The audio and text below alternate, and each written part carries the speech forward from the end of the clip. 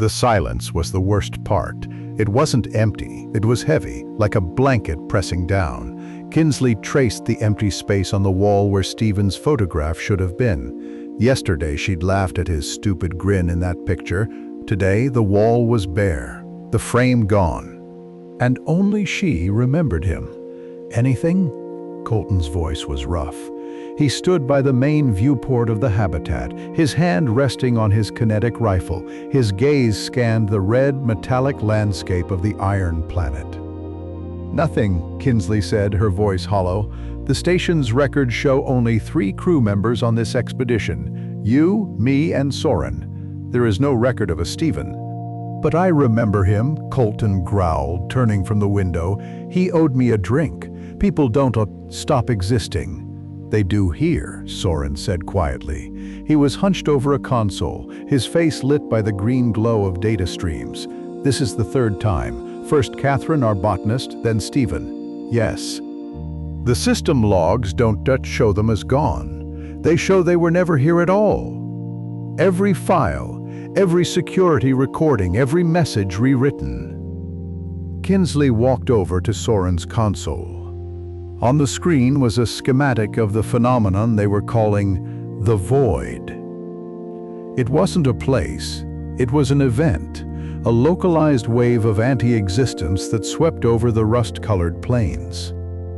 When it touched something, it wasn't destroyed, it was undone. "The energy signature is getting stronger," Soren murmured, pointing a trembling finger at a pulsing red line. "And it's centered on the same coordinates. Always the same." "The crash site," Colton said, his jaw tight. "The escape pod. I told you we should have destroyed it. 2 weeks ago they had found it. An old escape pod, half buried in the iron dust, its hull scarred by something more than heat. It looked ancient.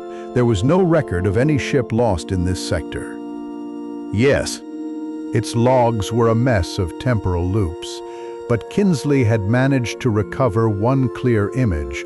A single, terrified face, staring out before the feed cut to static. "Destroying it is not an option," Kinsley insisted. "We don't know what it is. Blasting it could make things worse. A lot worse." "How can it get worse than this?" Colton shot back. "We're being picked off one by a ghost that erases people from time." "Because it isn't a ghost," Kinsley said, walking towards the equipment locker. She began pulling on her environment suit. "It's a symptom. The pod is the disease. I'm going back out there. I missed something." "No," Soren said, standing up.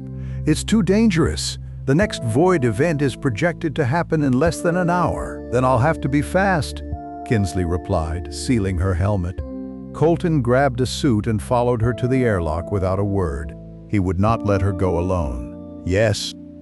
The surface of the Iron Planet was a landscape of sharp angles and metallic surfaces.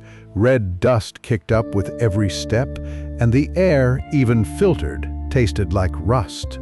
They drove their rover across the humming plains, the ground vibrating under the wheels. In the distance, the crashed escape pod was a dark shape against the orange sky. They reached it in 20 minutes. It was smaller than it looked from a distance, barely big enough for one person. Kinsley ran her gloved hand over the hull.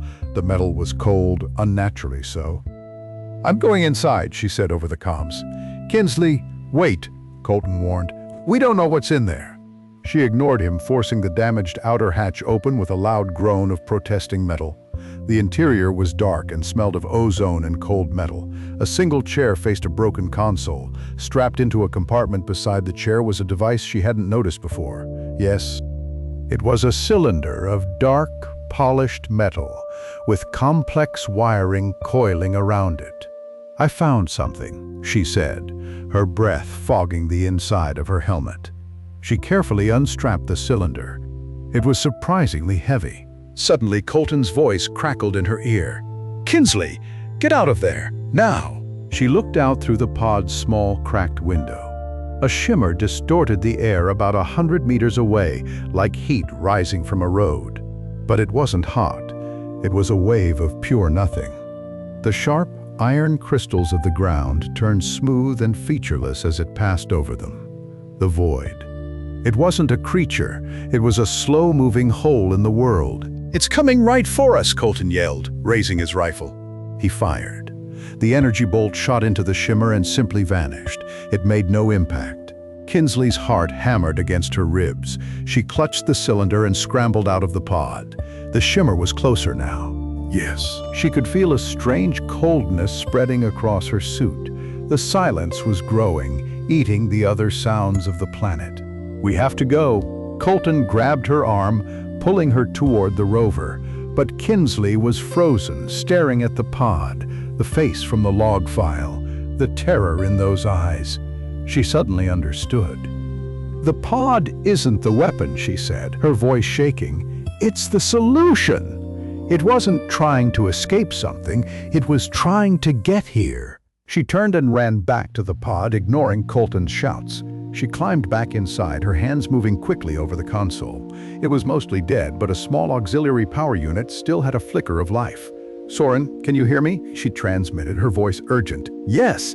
What are you doing?" Soren's panicked voice replied. "The pod's temporal drive is broken. It's leaking." "That leak is what the void is. It's tearing holes in our timeline," she explained, her fingers flying across the controls. "Yes. This device, I think it's an anchor. It's designed to stabilize the drive." She found a port that matched the cylinder. As she pushed it in, the console flickered to life. Words appeared on the screen in a simple, clear font. "Temporal anchor detected. Initiate stabilization jump."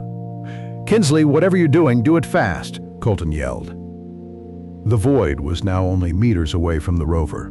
"The jump will close the leak," Kinsley said, her voice becoming strangely calm. "It will take the pod and the leak away from here. It will reset everything." "Then do it," Soren urged. Kinsley looked at the screen and then at the small, cracked window. She could see Colton standing bravely between the rover and the approaching wave of nothing.